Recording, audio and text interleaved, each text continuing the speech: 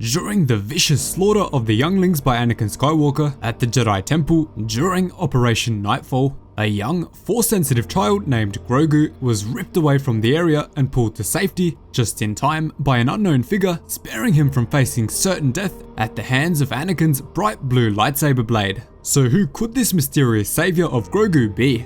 I'm going to break down some awesome theories on who exactly took Grogu from the Jedi Temple during Order 66. Before we get into it, make sure to smash the subscribe button for more awesome Star Wars lore content. So the first main question about Grogu's escape from the slaughter of the younglings is, was it a Jedi or was it a high-ranking member of what would soon become the Rebel Alliance like Bail Organa? Just based on Bail Organa's encounter with Commander Appo, it's pretty clear that absolutely no non-Force users could get anywhere near the inside of the Jedi Temple except for the clone troopers of the 501st themselves. Although someone like Mon Monthma may have tried to rescue anyone they could after hearing the news about the temple, it's very unlikely that she would have succeeded. This leads us straight onto Jedi. The first and probably most likely option is that Grogu was saved from Anakin's brutal rage by the Jedi Master and Temple Librarian Jocasta Nu. In canon, Jocasta Nu of course survived the Great Jedi Purge and escaped from the temple before the horrific slaughter took place,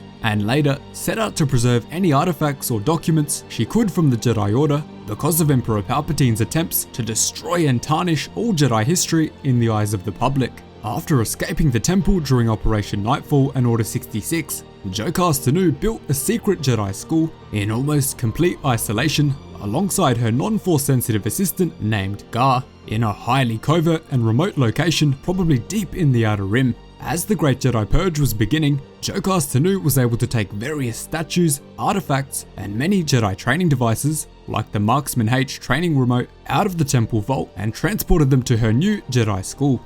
Because of her stunning bravery and self-sacrifice, I think it's very possible that Jocasta Nu took the time to retrieve Grogu along with all of the training devices and artifacts and transport him safely to the secretive location of her Jedi school, away from the prying eyes of the Empire, leaving him in a safe location. Grogu probably remained inside of this school with Gar and Jocasta Nu for some time until the old Jedi librarian realized that there was one final task that she needed to complete as a Jedi Knight. Shortly after creating her new Jedi school, Jocasta Nu realized that deep inside of the secure vaults of the Jedi archives, there was a secure holocron with a list of every Force-sensitive child in the galaxy, catalogued prior to Order 66, and decided to put her own life at risk to go back to Coruscant and rescue it before Vader or Palpatine could steal it for their Inquisitor program. As she attempted to sneak into the Jedi Temple to retrieve this holocron list, she was unfortunately confronted by Darth Vader, who brutally slaughtered her for her actions. Her sacrifice wasn't for nothing, however, as moments before her death,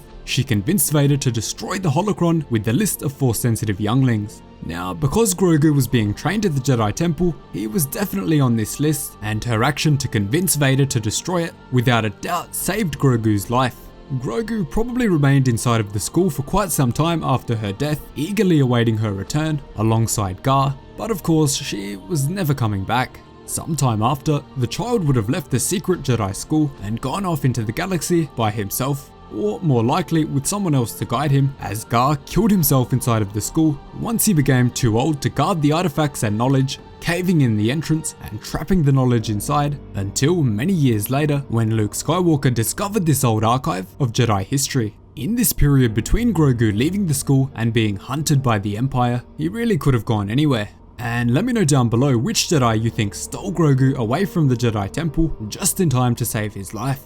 And following that, there is another small but crazy theory which says that Mace Windu may have been the one to take Grogu from the Jedi Temple before Anakin's slaughter, saving his life just in time. Yes, this theory is absolutely wild, but I have seen a lot of you guys talking about it, so here it is. Immediately after being sent out of the window of Palpatine's office and having his face badly charred by Palpatine's Force lightning, Windu was able to survive his fall. As we saw throughout the Clone Wars, Jedi can survive falls from pretty much any distance. Following this, Mace Windu would have realized that the Republic and Jedi Order was only moments away from falling, and may have attempted to save any last remnants of the Ancient Order, stealing Grogu away from the Jedi Temple before Anakin could even get to him. Mace Windu may have either stayed with him for a period of time, or sent him into hiding with another group of people, similar to how Luke and Leia were placed into hiding. Now, you might be thinking, wouldn't Palpatine have sensed these two incredibly powerful Force users remaining alive in the galaxy?